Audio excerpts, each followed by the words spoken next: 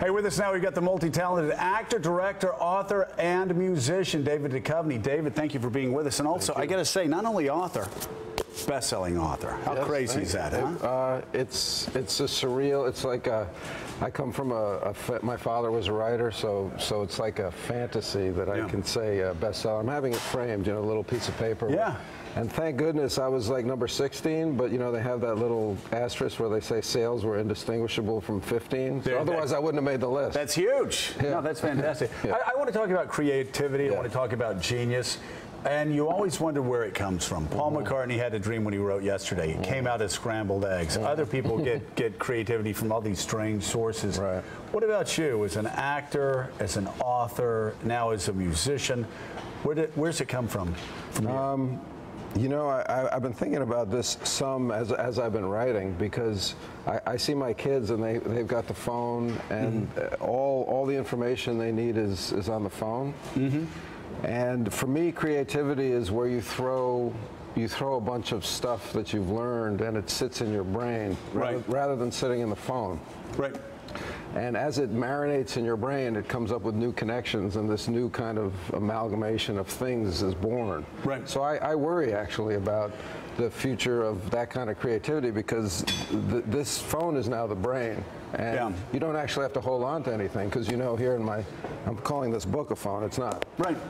Here in my pocket, I've got all the answers rather than and I don't want us to sound like old men. Well, but, we are old men. Yeah. But I've written hundreds of songs. Right. 2 or 3 of them maybe even good. Right. But I realized that if I had a phone, an iPad when I was 12, 13, 14, you wouldn't have made any instead of going down in my basement because I had just broken up with yet another girl who hated me, I wouldn't sit there and slog through 3 hours of lyrics or trying to figure out a melody. I would just go on the phone. It really does, I'm afraid it does short-circuit the creative process. Well, I think it's going to be a different kind of creativity. I think every technological advancement is going to demand a different kind of creativity, like television or movies or even books. What's interesting also to me is that there's all this discussion about violence and sex in movies and television, all that stuff, and whether or not it leads to more violence.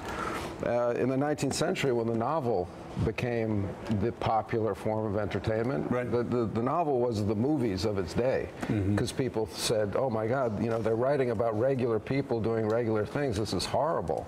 This is going to lead to people doing the things that they're reading about in these novels.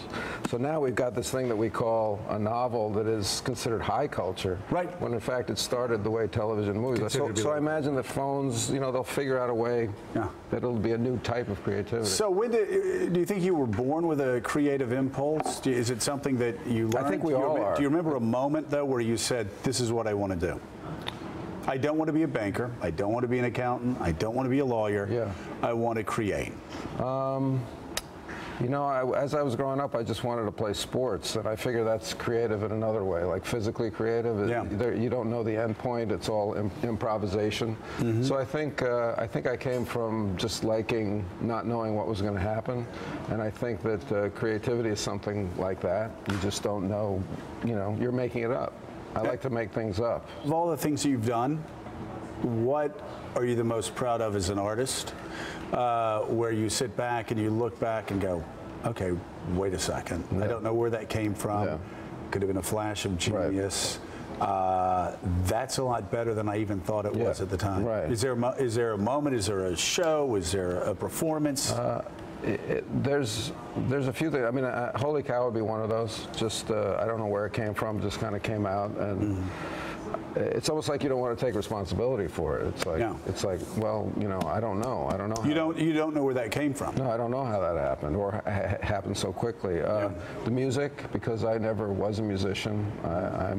I'm amazed and proud of that. And then the movie that I wrote and directed was very important to me, House of D. So, it doesn't matter whether it's not so much like the success of it or the critical or the commercial success of it. It's really the experience of doing it that stays with me. So those would be 3 things. You're like a Renaissance man. What's next? The pan flute? What are you gonna do? Nuclear fusion? What? I was thinking of doing a little nuclear fusion. Why not? Why not? Why not? Why leave it to the experts? That's what I always say. Exactly. Well, thank you for doing this. Thank you. Greatly appreciate it. Thanks. All right, we're back in a minute.